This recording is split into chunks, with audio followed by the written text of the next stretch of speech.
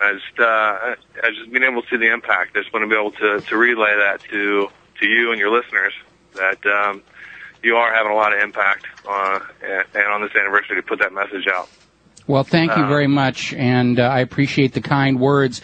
And, the goal here, for 16 years I've been working at this, and the goal was to try and create a climate in which government would find that lies were going to cost them far more than could be gained from them, and sort of creating a climate in which the government was encouraged to be a little bit more truthful and forthright with the American people. Sadly, that has not come about. We have a very skeptical American population, and that's a good thing, but we have a bunch of old Cold War fossils in charge of our government and apparently our media who are still convinced that if at first you don't succeed, lie again, and they're just going to keep on doing it. We're seeing it with the run-up to the coming war in Iran. They're out there with the same lies they told about Iraq. And I think they're taking the attitude of where we're going to repeat the lies, and anybody who doesn't salute the lie, we're going to denounce them as being traitors and un-American and so forth and so on. But these old tactics aren't going to work, and that's one of the reasons why I think the federal U.S. government is going to collapse imminently, the way the USSR did. And we need to start thinking about what kind of a government, what kind of a nation we want on the far side of that. Yeah, I agree with that, but I think and I think you believe the same way, their message might be backfiring to the fact that not so many people are following along with it. For example, my girlfriend today was playing on Facebook today and was hearing all kind of voices screaming out on Facebook, of all places, 9/11 was an inside job. So I definitely think our message is getting through slowly but surely. Rome wasn't built in a day. So that's all my message is to you and all your listeners. Good job, and keep it up. Well, thank you very much, Eric. Thank you for the kind words. I think we've reached the watershed point. We're not a minority anymore. Those of us who know the government is lying to us, and the government handed it to us on a silver platter when they lied about Saddam Hussein's nuclear bombs, and that was all exposed. And then all of a sudden, everybody said, "Oh ho! Our government, does lie to us." Those people out on the websites and the blogs and the alternative media, they were right. Our government does lie.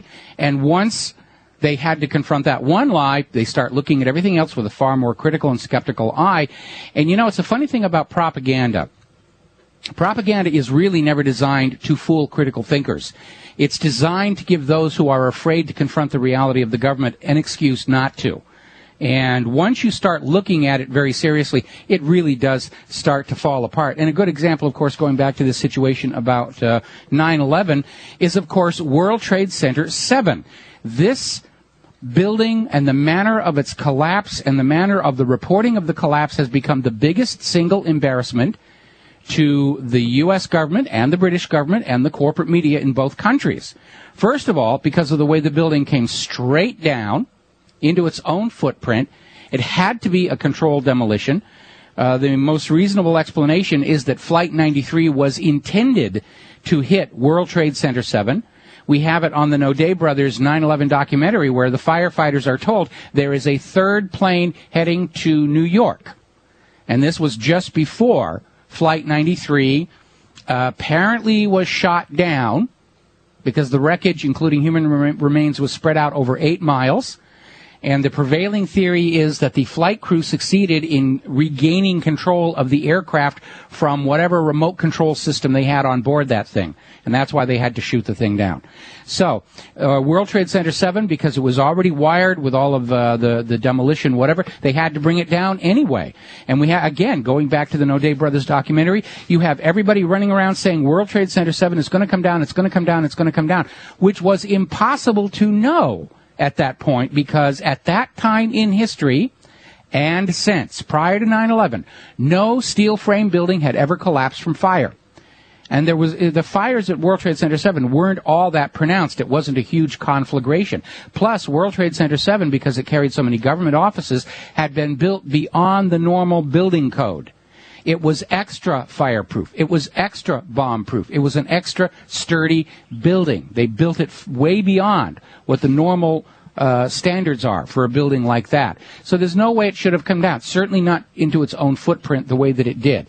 It is such an obvious controlled demolition that the official 9/11 commission, absolutely, they didn't even mention it.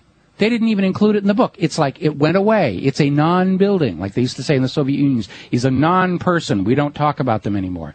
World Trade Center 7 is the non-building in the 9/11 case. Nobody wants to talk about it. Meanwhile, we have it on tape, that the media was reporting the collapse of World Trade Center 7 before it actually happened. We've got it from BBC. We've got it from Fox News. Again, how could they possibly know, given that at that point in history, no steel frame building had ever collapsed from a fire? No airplane had hit it. Nothing had gone wrong with it. There was no reason for it to come down the way that it did. And, of course, since then, we've had many more steel frame buildings catch on fire, raging infernos for hours and hours on end, and the steel frame remains standing. That's why they use these steel frames. So it is an oddity. It is one of the most obvious problems with the official story. Both the fact that World Trade Center 7, which was not hit by an airplane, collapsed right into its own footprint, which means the load-bearing members all had to fail at the same moment. And there was a new video of the collapse was just released a couple of weeks ago in which just before the building collapses, you see a section of windows blow out right at the point where the floors buckle inward so that the ends of the buildings squeeze in just a little bit toward the center, which, again, that is a classic demolition technique. To bring down a building, to minimize damage around there, is you want it to sort of collapse toward the center. Not just straight down, but the ends come in. And right where the floors are buckling, down one whole side of the building, all the windows come out at the exact same moment. So, it's a pretty obvious situation what's going on there. All right, we're just about to the end of this situation, of this segment. We're going to go for a commercial break here. When we come back, 800-259-9231, 800-259-9231, and we'd like to join you on the air. And like I said, Donovan's in the control room, his hand hovering over the phones that way. Now, getting back to World Trade Center 7, because we got a few more minutes.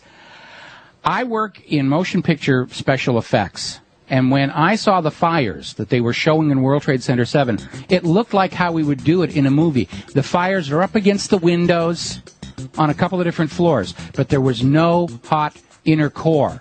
It was just fires at the windows in a couple of offices. It was a fake. It was a fake. The whole thing was a setup. They knew they lost Flight 93. They had to come up with another excuse on the fly why the building's coming down. Oh, it burned down. We'll be back after these words from our sponsors.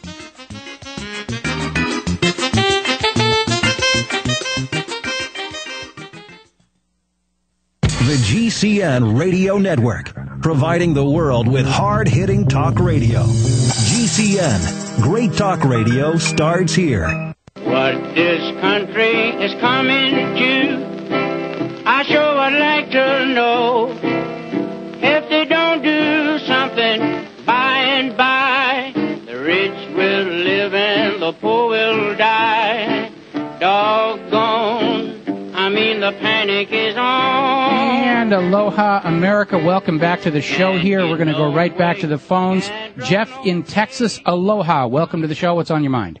Yeah, hi, Michael. I was in Lower Manhattan on 9/11, and I'll never forget that day.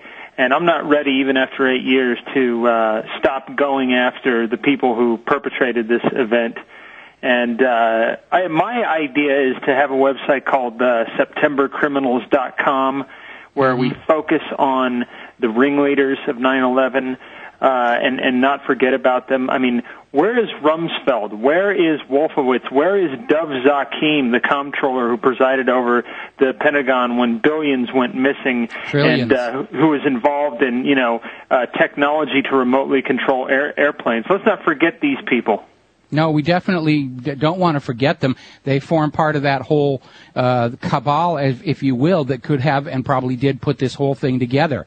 I mean, it did take a lot of players. I mean, everyone always, the people who are defending the official story say, oh, you couldn't have a conspiracy because you got too many people involved and somebody would talk. Well, actually, some of them have been off the record. We just can't name names or people start dying here. But we know, I mean, obviously the kneecap plane was able to get to Washington, D.C. before any fighters. It had to have advance notice. We have that story where Dick Cheney is in the command center at the White House and basically just watching that plane coming in toward the Pentagon, and they're reporting plane is 5 miles out, 2 miles out, whatever, and this aide said, do the orders still stand? And Cheney says, have you heard me say anything different? And then the plane crashes into the Pentagon. obviously, logically, the order was let the plane hit the Pentagon. I mean, there's all kinds of evidence going on here. I mean, just looking down this list here, we have top government officials who just mysteriously changed their travel arrangements in the weeks before 9/11. They stopped flying commercial. John Ashcroft stopped flying commercial, saying there was some sort of a threat he'd heard about in July, and he just was taking chartered planes from then on out. FEMA was in New York the night before 9/11 happened, supposedly for the drills that were taking place. Originally, they lied about it. Originally, they said, oh, no, we weren't there in New York a day ahead. Then when the evidence surfaced that, yeah, FEMA was there on the streets set up and ready to go, they said, oh, well, we were there for a drill. And what an amazing coincidence that a real terror attack happened right in the middle of our simulation drill for a terror attack, which, by the way, was a pattern we saw repeated in London on July 7th on the bombings there. There just happened to be a terror drill